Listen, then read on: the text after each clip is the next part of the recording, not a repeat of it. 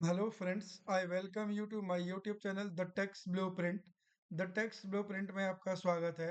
आज हम इस वीडियो में इनकम टैक्स का एक बहुत इंपॉर्टेंट सेक्शन 6 को डिस्कस करने जा रहे हैं, which talks about the residential status of an assessee। First question arises why to ascertain residential status. Second question arises how to ascertain residential status। इसका सिंपल सा आंसर है to calculate taxable income or income of an assessee and incidence of tax on that assessee or person. We have to decide the residential status, thereafter the income of a person or tax thereupon shall be calculated। तो किसी की assessee किसी person की income और उस पर tax calculate करने के लिए से पहले रेजिडेंशियल स्टेटस को कैलकुलेट करना डिसाइड करना जरूरी है। Second question comes in our mind, how to ascertain residential status of a person. The answer is lying in section 6, and it gives all the provisions to decide the residential status of a person. Whenever I'm saying person, it means persons as referred in section 2 clause 31 of Income Tax Act 1961 and clause 2 of clause 2 subsection 77 of proposed income tax bill 2025। तो वहां पे persons की definition दी है। Person includes individual, HUF, firm, LLP, AOP, BOI, trust, artificial judicial person. तो in person की income और tax निकालने से पहले इनका रेजिडेंशियल स्टेटस का पता होना जरूरी है, वो पहले निकालना सबसे पहला स्टेप वही है। तो अब चलते हैं कि रेजिडेंशियल स्टेटस क्या क्या हो सकते हैं। तो दो तरह की प्राइमरीली दो तरह के रेजिडेंशियल स्टेटस होते हैं, either a person will be resident और person will be non resident. अगर कोई रेजिडेंट हुआ है और वो इंडिविजुअल है तो हमें देखना पड़ेगा फर्दर कि वो ऑर्डिनरी रेजिडेंट है या नॉट ऑर्डिनरी रेजिडेंट है। यानी कि रेजिडेंट के केस में हमें फर्दर दो चीजें चेक करनी होती हैं कि is he ordinary resident or not ordinary resident। Person decided as a non-resident, then nothing is to do further। Now we move forward and see how to decide residential status। Simple सी table है, इस table को एक बार ध्यान से देख लेंगे तो आपको कोई इनकम टैक्स के प्रोविजन को डिटेल में पढ़ने की जरूरत नहीं पड़ेगी, आप उंगलियों पे रेजिडेंशियल स्टेटस कैलकुलेट कर पाएंगे। रेजिडेंशियल स्टेटस निकालने के लिए मैंने पर्सन्स को, ये बेसिकली क्योंकि इंडिविजुअल का रेजिडेंशियल स्टेटस निकालने का तरीका है तो मैंने इंडिविजुअल को तीन कैटेगरी में बांटा है। पहली क्लास में वो लोग हैं जिनके ऊपर केवल 182 डेज की कंडीशन अप्लाई होती है, यानी कि जो क्लास 1 में इंडिविजुअल्स कवर होंगे उनके ऊपर बेसिक कंडीशन की कंडीशन नंबर 1 ही टेस्ट की जाएगी। अदरवाइज बेसिक में दो कंडीशन है। तो यानी कि ये जो तीन लोग हैं इंडियन सिटीजन है, तीनों के तीनों, इन तीन लोगों के केस में केवल बेसिक की फर्स्ट कंडीशन को टेस्ट किया जाएगा, which says the person must be in India in the previous year at least 182 days और मोर।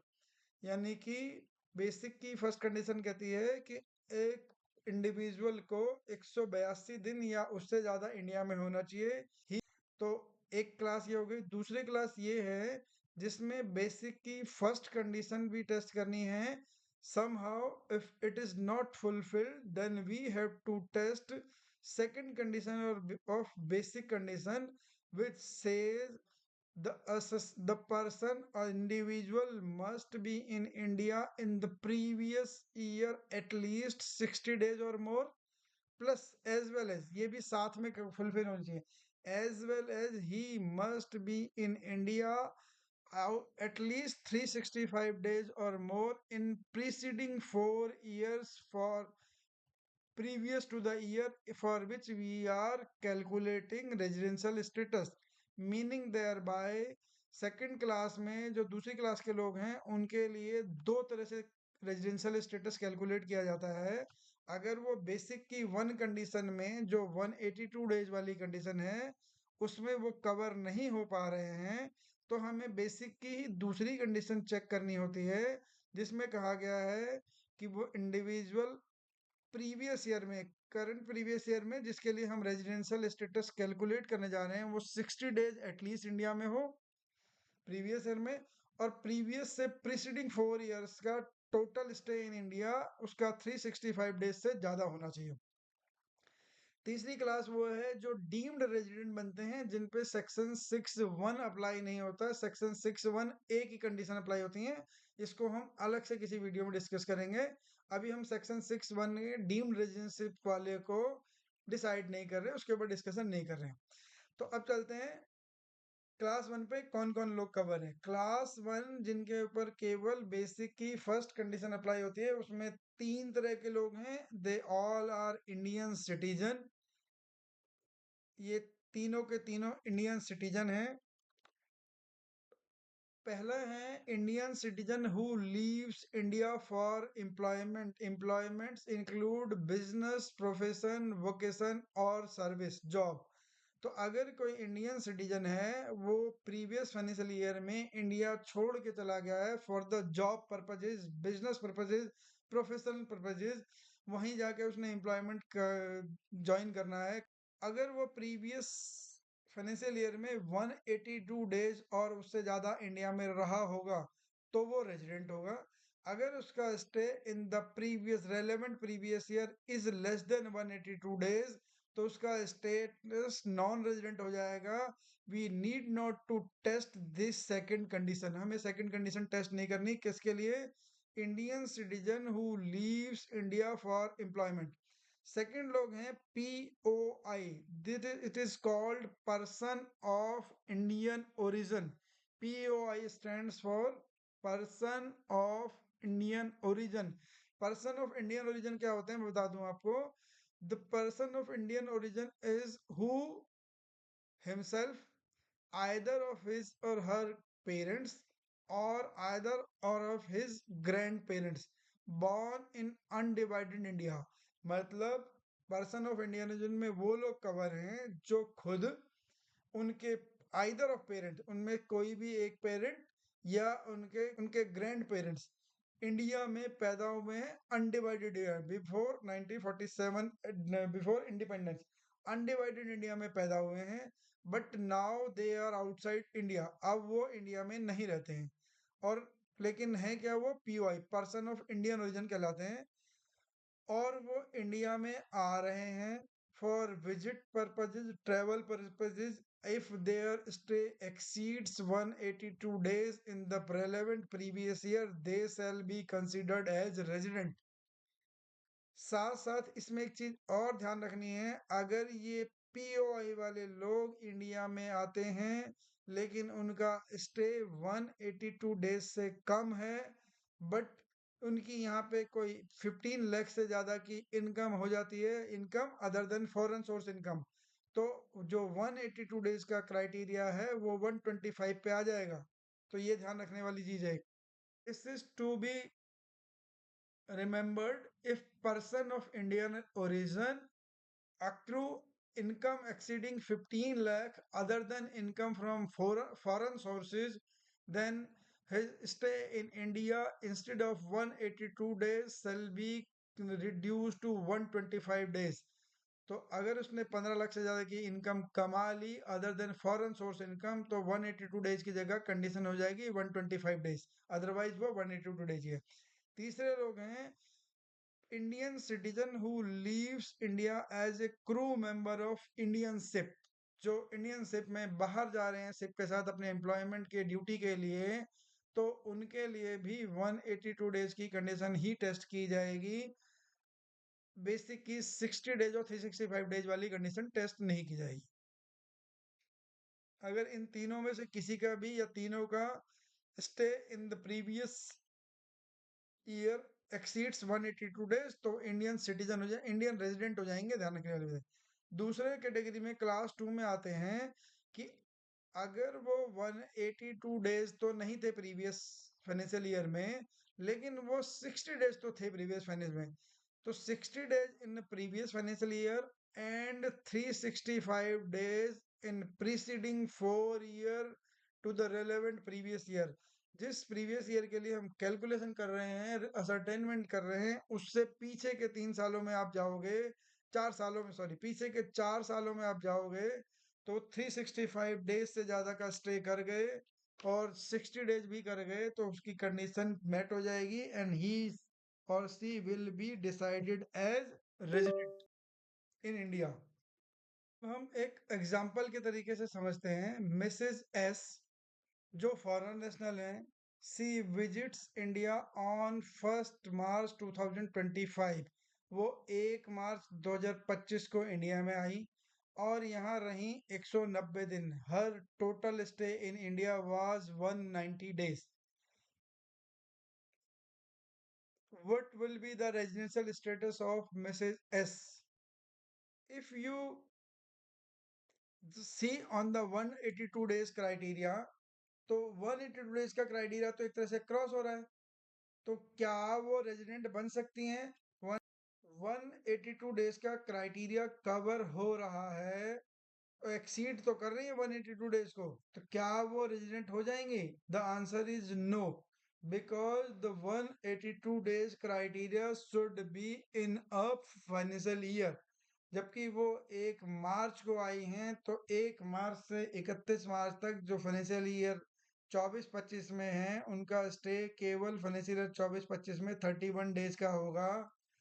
और जो financial year 25-26 next financial year आएगा, 25-26 जो नेक्स्ट फाइनेंशियल ईयर आएगा, उसमें उनका स्टे होगा, जो नेक्स्ट फाइनेंशियल ईयर है उसमें उनका स्टे रहेगा इंडिया में 159 डेज। तो किसी भी फाइनेंशियल ईयर में उनका स्टे 182 डेज से क्रॉस नहीं हो रहा मिसेस एस का। तो मिसेस एस फाइनेंशियल ईयर 24-25 के लिए रेजिडेंट नहीं हो सकती हैं। बेसिक की फर्स्ट कंडीशन जो है 182 डेज की, उसे क्वालिफाई नहीं कर रही है, because she is not Indian citizen, so she does not fall in this category. क्योंकि वो इंडियन सिटीजन नहीं है तो इस कैटेगरी में फॉल नहीं करती। तो इस केस में मुझे क्या करना होगा? मुझे इनकी सेकंड कंडीशन टेस्ट करना पड़ेगा। Because Mrs S is not Indian citizen, तो ये वाली कंडीशन 182 डेज वाली कंडीशन की कैटेगरी में तो नहीं आ रही थी, वो आ तो इस कैटेगरी में थी 182 डेज और 60 डेज और 365 days in previous year. Because उनका रेजिडेंस स्टे, उनका stay for financial year 24-25 is 31 days only. तो मुझे बेसिक की सेकंड कंडीशन भी अब टेस्ट नहीं करनी है। She is N R, her status for financial year 24-25 is non resident. तो उनका जो स्टेटस बनेगा 24-25 के लिए वो बनेगा एनआर, नॉन रेजिडेंट बनेगा। क्योंकि वो प्रीवियस फाइनेंशियल ईयर 24-25 में ओनली 31 डेज के लिए इंडिया में है। अगर वो 60 डेज को एक्सीड कर जाती, तो मुझे बेसिक की दूसरी कंडीशन चेक करना पड़ता। फिर मुझे उनका period of stay in the preceding 4 financial year में चेक करना पड़ता, क्या वो 365 डेज को एक्सीड तो नहीं कर रहा। तो अब मिसेज एस का स्टेटस एनआर है। तो यहाँ तक क्लियर हो गया। अब हम चलते हैं, once the person becomes the resident, he और she can be RNOR resident, not ordinary resident, और ऑर्डनरी रेजिडेंट ओनली। या तो वो ऑर्डनरी रेजिडेंट होगा या नॉट ऑर्डनरी रेजिडेंट होगा। ऑर्डनरी रेजिडेंट होने के लिए उसे एडिशनल की 2 कंडीशन को क्वालिफाई करना है, जो एडिशनल कंडीशन दी है सेक्शन 6 में, उनको क्वालिफाई करना है। अगर वो उन्हें क्वालिफाई कर लेगा तो वो ROR हो जाएगा, रेजिडेंट बट ऑर्डनरी रेजिडेंट, तो वो ऑर्डनरी रेजिडेंट होगा। नहीं तो ही और she will be no RNOR, not ordinary resident हो जाएगा। तो अब हम देखते हैं ROR कब होता है। कोई भी इंडिविजुअल ऑर्डिनरी रेजिडेंट तब कहलाता है अगर वो पिछले 10 सालों में से 2 साल पहले भी कभी रेजिडेंट रह चुका हो। जिस फाइनेंशियल ईयर की हम बात कर रहे हैं उसको छोड़ के, the previous year for which we are calculating residential status, उससे पीछे के 10 सालों में जाना पड़ेगा। We have to go back to 10 previous year preceding to the relevant previous year. देखना है कि उनका स्टेटस कभी रेजिडेंट तो नहीं था 2 सालों के लिए। अगर इसका आंसर यस आया तो हमें एक कंडीशन और चेक करनी है, वाज ही और she in India for equal to or greater than 730 days in preceding 7 years। पिछले 7 सालों में अगर वो 730 दिन से 730 डेज से ज्यादा इंडिया में स्टे कर गए, इसका आंसर भी यस आया, देन ही और she will B ordinary resident. अगर इनमें से किसी भी एक का आंसर नो हो जाता है, चाहे इसका या इसका, देन ही और she will be not ordinary resident. तो रेजिडेंट तो होंगे लेकिन नॉट ऑर्डिनरी रेजिडेंट होंगे। तो this was all about the how to decide residential status of an individual those who are not covered under section 6 subsection 1A। Deemed resident में cover नहीं है वो लोग हैं यहाँ पर। तो this is all about the residential status. Thanks for watching the text blueprint. Keep subscribing, keep sharing the video as much. Thanks.